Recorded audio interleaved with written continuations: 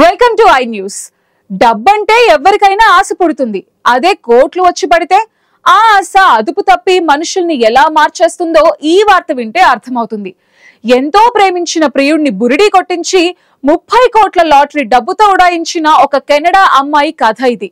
నమ్మి అప్పచెప్పిన లాటరీ డబ్బుతో ప్రియురాలు పరారైతే అచ్చం సినిమా కథలా ఉంది కదా. కానీ ఇది నిజంగా జరిగింది. లాటరీ తగిలితే వచ్చిన ఆనందం కంటే ఆ డబ్బుతో వచ్చిన కష్టమే ఎక్కువైంది ఆ అబ్బాయికి.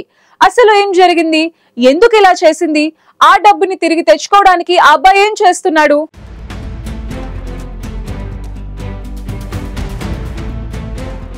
కెనడాలోని విన్నిపెగ్లో లారెన్స్ క్యాంబెల్ అనే వ్యక్తి జీవితం అకస్మాత్తుగా మారిపోయింది.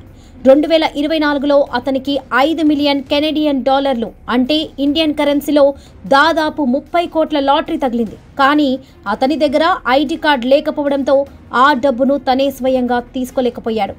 దీంతో లాటరీ ఆఫీసర్లు సలహా ఇవ్వడంతో అప్పటి తన ప్రియురాలు క్రిస్టల్ యాన్ మెక్కిక్నే తన బదులుగా ఆ డబ్బును western Canada lottery corporation WCLC నుండి తీసుకోమని తెలిపాడు.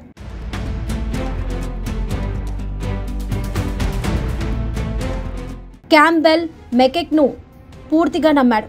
దాదాపుగా ఏడాదిన్నరగా వాళ్ళిద్దరూ కలిసి ఉంటున్నారు. చాలా ప్రేమగా ఉన్నారు. క్యాంబెల్కు బ్యాంక్ అకౌంట్ కూడా లేకపోవడంతో లాటరీ డబ్బును కూడా ఆమె పేరు మీదనే వెయ్యమని పర్మిషన్ ఇచ్చాడు. మొదట్లో అంతా బాగానే ఉన్నట్లు అనిపించింది. లాటరీ గెలిచిన విషయం నిజమని చూపించడానికి ఇద్దరు కలిసి ఒక వీడియో కూడా తీశారు. పెద్ద చెక్కుతో ఫోటోలకు కూడా పోజులు ఇచ్చారు. అయితే ఆ ఫోటోలో మెక్కే ముఖంలో పెద్దగా సంతోషం కనిపించలేదని క్యాంబెల్ తర్వాత గుర్తించాడు. అంతేకాదు, ఈ లాటరీ గెలుపును క్యాంబెల్ ఆమెకిచ్చిన పుట్టినరోజు బహుమతిగా బయటకు అందరికీ చెప్పాడట. 3 వారాలుగా లాటరీ టికెట్ కొనమని ఆమె నన్ను అడుగుతూనే ఉంది. నేను అస్సలు పట్టించుకోలేదు. ఓ రోజు వెళ్తుండగా ఒక షాప్ కనిపించింది. సరే, నీకోసం ఇప్పుడే ఒక టికెట్ కొందామనుకొని కొన్నాను అని క్యాంబెల్ చెప్పాడు. కానీ లాటరీ డబ్బు చేతికి వచ్చిన కొన్ని రోజులకే మెక్కి అదృశ్యమైంది. కలిసి ఉంటున్న హోటల్ రూమ్కి తిరిగి రాలేదు. క్యాంబెల్ ఫోన్లు ఎత్తలేదు, మెసేజ్లకు జవాబు ఇవ్వలేదు.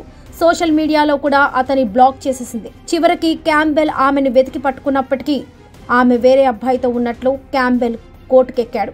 ఆమె అతన్ని అస్సలు పట్టించుకోలేదు, కాల్స్ తీయలేదు, మెసేజ్లకు రిప్లై ఇవ్వలేదు, సోషల్ మీడియాలో బ్లాక్ చేసింది. అంతేకాదు, అతన్ని దూరం పెట్టడానికి కోర్టు నుంచి ప్రొటెక్షన్ ఆర్డర్ కూడా తెచ్చుకుంది అని క్యాంబెల్ లాయర్కి తెలిపాడు.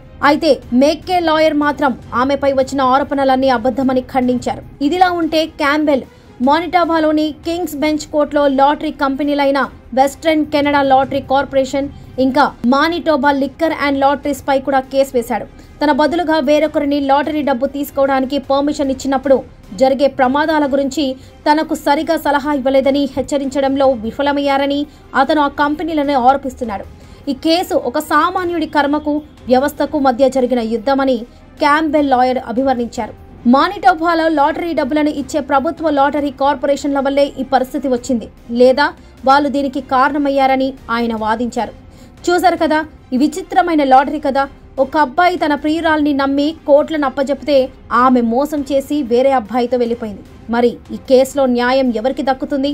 లారెన్స్ క్యాంబెల్కు అతని డబ్బు తిరిగి వస్తుందా, లేదా ప్రియురాలిదే పై చేయి అవుతుందా? వేచి చూడాల్సిందే.